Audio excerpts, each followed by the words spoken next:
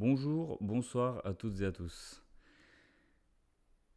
J'ai parmi ma liste de sujets que j'aimerais aborder quelque chose auquel je pense depuis quelques temps maintenant. Enfin, cette semaine j'y ai pensé, la semaine dernière aussi. Du coup, je l'ai noté dans ma liste de sujets à aborder sur cette petite chaîne intimiste. C'est la nécessité de souffrir pour pouvoir créer. Quand on est artiste, artiste en général, quand on est créateur de quelque chose, ça passe régulièrement par la souffrance. Dans le sens où même quelque chose de positif, à mon sens, ça vient d'un sentiment qui est négatif et qu'on veut expier, qu'on veut un sentiment duquel on veut s'échapper. Jusque-là, je n'apprends rien de nouveau finalement. Les plus grands artistes ont beaucoup écrit, se sont beaucoup exprimés sur la souffrance personnelle et globale d'un point de vue psychologique, d'un point de vue physique, mais aussi une souffrance sociétale. Même les œuvres d'art qui dénoncent quelque chose, ça reste lié étroitement à la souffrance. Mais ce n'est pas seulement une souffrance que l'artiste exprime, c'est malheureusement aussi une souffrance que le public, que les personnes qui apprécient ou ont un intérêt dans cet art-là réclament cette souffrance-là parce qu'elle permet d'être partagée. On ne se c'est un peu paradoxal, mais quand on se sent mal, on écoute des musiques tristes parce qu'on a l'impression que on a quelque chose à partager, on se sent pas seul, on se sent moins seul dans cette souffrance-là, et du coup c'est plus intéressant de se laisser aller dans ces émotions-là. Après c'est sûr que ce n'est pas le cas de tout le monde. Moi parfois ça me fait aussi du bien d'écouter justement quelque chose d'autre, de regarder un film qui me fait plaisir, qui me fait rire, pour justement essayer d'échapper à cette mélancolie récurrente, quasi constante. Et du coup, c'est chacun a son point de vue. Maintenant, je pense quand même que la majorité s'oriente tout de même vers la tristesse et la mélancolie d'autrui pour pouvoir s'identifier et s'échapper de celle-ci. J'ai moi-même utilisé ça régulièrement dans mes musiques, mais pas seulement. Parce que aussi un point que je parle pas trop, c'est les visuels. Moi, je raconte beaucoup à travers mes pochettes, je raconte beaucoup à travers les photos que je prends, enfin j'essaye de raconter beaucoup, hein. Je n'ai pas la prétention d'être un grand photographe ni un grand graphiste, loin de là, mais je fais de mon mieux et c'est ça le plus important dans l'art. C'est pas d'être le meilleur, c'est d'être le meilleur de soi-même. Et moi j'essaie de raconter beaucoup, même à travers ces vidéos finalement, hein, même à travers n'importe quel type de création, j'essaie juste de me dire ok bon bah peut-être s'il y a quelqu'un parmi tout l'auditoire, toute la salle ici présente, s'il y en a quelques-uns qui ont le même point de vue que moi, ça peut m'aider à peut-être avancer, peut-être me sentir moins seul, même si en soi j'ai des amis formidables qui m'écoutent, j'ai une copine formidable qui m'écoute aussi, mais parfois j'ai pas besoin de réponse en soi, j'ai pas besoin d'avoir une discussion avec des gens, j'ai juste besoin d'avoir un monologue où je laisse aller la parole comme je le fais actuellement. Et c'est ça aussi, moi, que j'apprécie dans l'art en général. C'est que malgré le partage qui est poursuivi suite à une création, enfin, on partage souvent nos musiques, nos dessins, nos films. Ça reste tout de même une démarche personnelle et égoïste, mais égoïste dans le sens où on se place en premier dans le processus de la création et le processus d'annihilation de ce sentiment négatif qui est la mélancolie ou la tristesse. C'est, comme j'ai dit, peut-être égoïste, mais d'un autre côté, est-ce que c'est mauvais? Est-ce que c'est mauvais de se mettre au premier plan quand on crée des choses, surtout quand elles nous concernent en premier?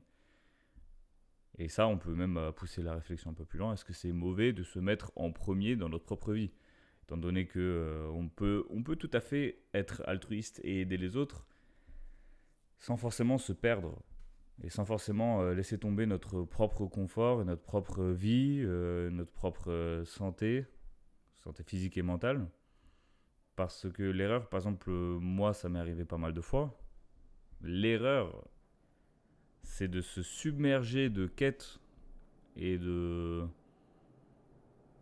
projets à faire, de création à produire, que en fait, moi je me suis rendu compte au bout d'un moment que si je me donnais autant de peine à vouloir constamment être productif, constamment faire des choses, même si sur le coup ça me fait plaisir, à la fin de journée, enfin en fin de journée, je me rendais compte que c'était littéralement juste pour échapper ces 30 minutes, 1 heure avant d'aller dormir où je ne suis plus dans ces rails-là de créativité et en fait tout le reste me rattrape. Donc en fait, même si j'essaie d'expier ma mélancolie à travers mon art et mes créations et mes projets, mes événements, mes soirées, en fait finalement c'était juste, c'était pas un échappatoire, c'est plutôt une course-poursuite où j'ouvrais une porte et je la refermais sans la fermer à clé et je passe de porte en porte comme ça, mais en fait tant que je la ferme pas à clé, le monstre de la tristesse et des regrets va continuer à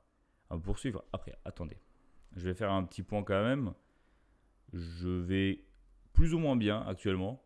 Et j'ai eu une période assez compliquée pendant quelques mois là, mais là actuellement ça va.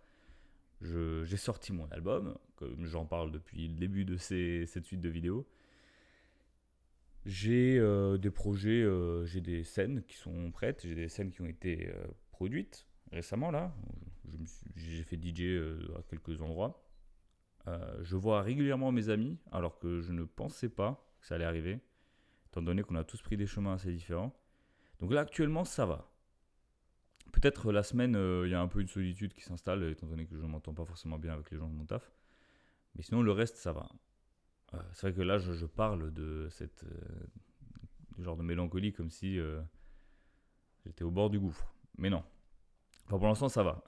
Qui sait, quand mon stage prendra fin, quand je n'aurai plus aucun projet et que ma vie ne sera pas guidée par des conventions académiques, on verra bien comment ça va se passer. Tout ça pour dire, pour revenir sur le sujet principal qui est la souffrance et la création, le moteur même des artistes, à mon sens, reste quand même cette envie-là de partager une certaine souffrance ou une positivité d'ailleurs pour échapper à cette souffrance-là.